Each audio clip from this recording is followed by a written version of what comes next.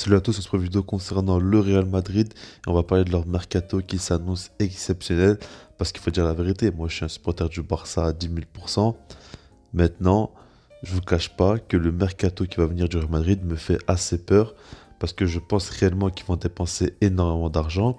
Ce qu'il faut savoir, c'est que leur nouveau stade va arriver dès la saison prochaine et du coup leurs revenus vont clairement exploser, que ce soit par rapport à la billetterie ou même plein d'autres choses parce que leur stade va servir pour des matchs même de basket, pour des concerts, enfin, il va se passer plein de choses et du coup, ils vont recevoir énormément d'argent et qui dit plus de recettes dit potentiellement beaucoup plus de dépenses possibles et puis surtout que ces dernières années, ils n'ont pas dépensé énormément d'argent. Donc du coup là, c'est assez inquiétant pour les autres clubs et on va essayer de voir un peu ce qu'ils peuvent faire, ce qu'ils peuvent proposer. On va parler de trois dossiers aujourd'hui, mais dites-vous qu'il pourrait y en avoir d'autres très très chauds qui pourraient s'ajouter, comme notamment Rhys James ou Haaland.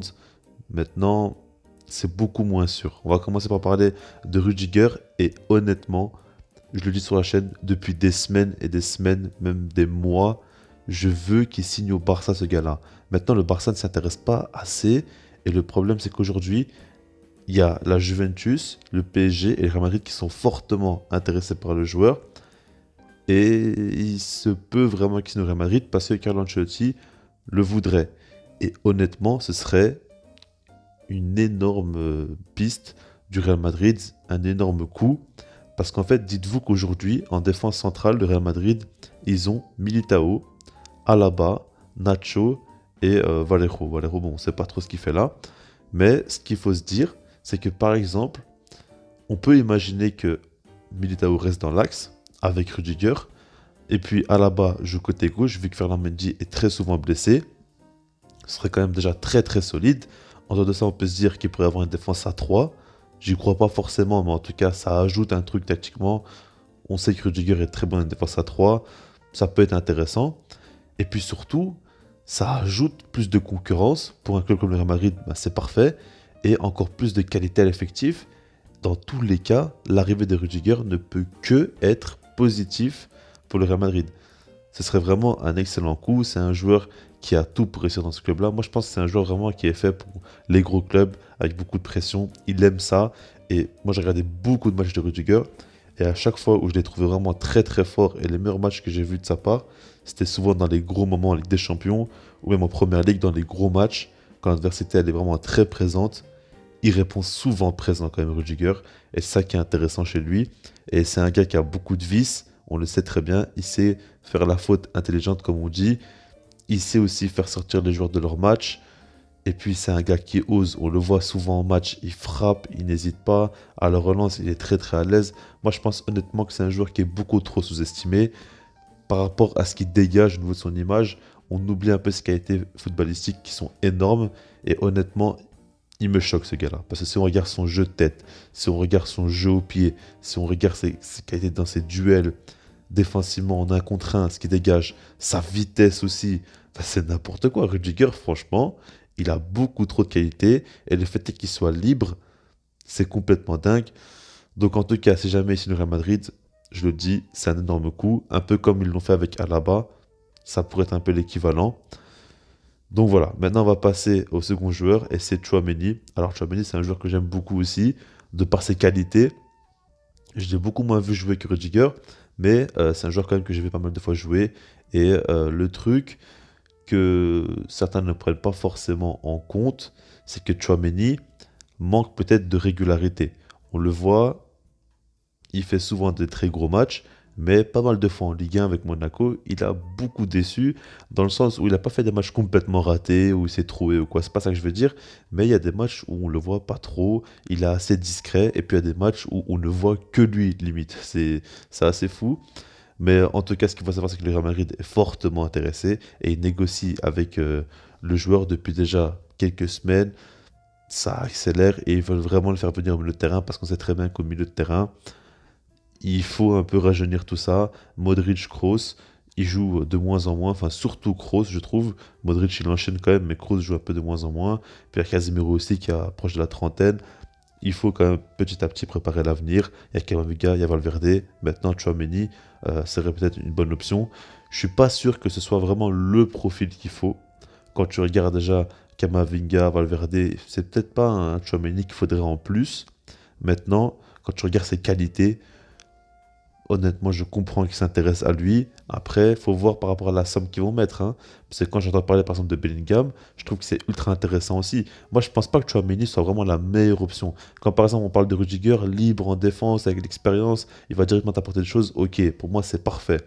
Maintenant, Tchouaméni, j'ai beaucoup plus, on va dire, de réticence. Et je pense quand même qu'il faut bien réfléchir et voir un peu les autres options pour prendre la bonne décision. Maintenant, c'est sûr que c'est un super bon joueur qui a beaucoup de qualité, qui est très complet. Et le Real Madrid a toujours eu des milieux de terrain comme ça, je trouve, où ils arrivent vraiment à faire beaucoup de choses. On va dire par exemple, lui, il est grand, il est physique. C'est un gars qui peut être bon à la récupération, mais c'est un gars qui peut être très bon aussi à la création du jeu, à la passe, même à la finition quelquefois. Et ça, c'est le genre de joueur qui réussit au Real Madrid, parce qu'il faut quand même être très très bon pour jouer au Real Madrid. Et puis surtout, il y a beaucoup d'exigences. On va pas attendre que tu fasses seulement de bonnes choses à la récupération ou quoi. Il faut vraiment que tu sois assez complet. Et Tchouaméni peut l'être.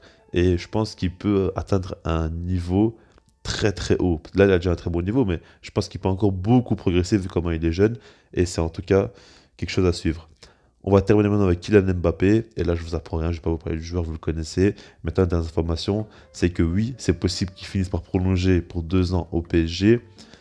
Mais normalement, il devrait signer au Real Madrid parce que tout serait prêt. On parle juste de quelques détails qui manquent au niveau du contrat, notamment au niveau des droits d'image. S'ils seront totalement pour Mbappé ou une petite partie pour le Real Madrid, ça négocie là-dessus. Et puis quelques détails en plus. Moi, je vous dis ce que je pense. Ça fait très longtemps, je vous le dis, des mois et des mois. Pour moi, il va signer au Real Madrid. Et je ne comprends pas comment ça se fait que des gens doutent là-dessus.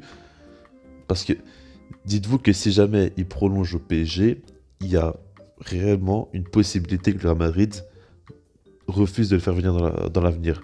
Alors, je pense quand même qu'ils vont finir par l'accepter et le faire venir dans tous les cas, parce qu'Mbappé est un des futurs meilleurs joueurs au monde et qu'on ne pourra pas le refuser. Mais en tout cas, ce qui est sûr, c'est que les supporters auront beaucoup moins d'amour pour lui.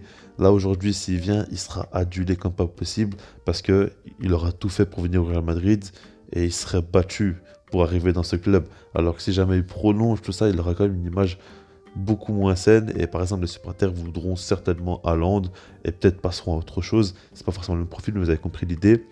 Moi, je pense vraiment qu'il a besoin de passer un cap dans sa carrière. Il fait la meilleure saison pour moi jusqu'à présent. De ce que j'ai vu Mbappé là, cette saison, il est monstrueux. Il n'a jamais été aussi complet. C'est le moment d'aller au Real Madrid, clairement. C'est le moment de passer un cap. Karim Benzema est d'un niveau exceptionnel. Ils se connaissent très bien, ils s'entendent très bien. Benzema, il a quand même 33, 34 ans, je ne sais plus exactement. Mais c'est le moment pour lui de jouer avec lui. Il y a Vinicius aussi. Ils pourront faire une attaque de folie, marquer beaucoup de buts. Et puis je pense que Benzema pourrait accepter de faire en sorte qu'Mbappé soit un peu devant lui, qu'il marque un peu plus de buts. Et je pense que ça lui plairait énormément à Kylian. Donc du coup, ça pourrait être grandiose. Honnêtement, avec le nouveau stade, avec les recrues qui vont arriver, le gros mercato, c'est le moment pour lui d'arriver au Real Madrid. Et si jamais il ne saisit pas cette opportunité-là, pour moi, ce serait une énorme erreur. Il y a tout qui est fait pour lui.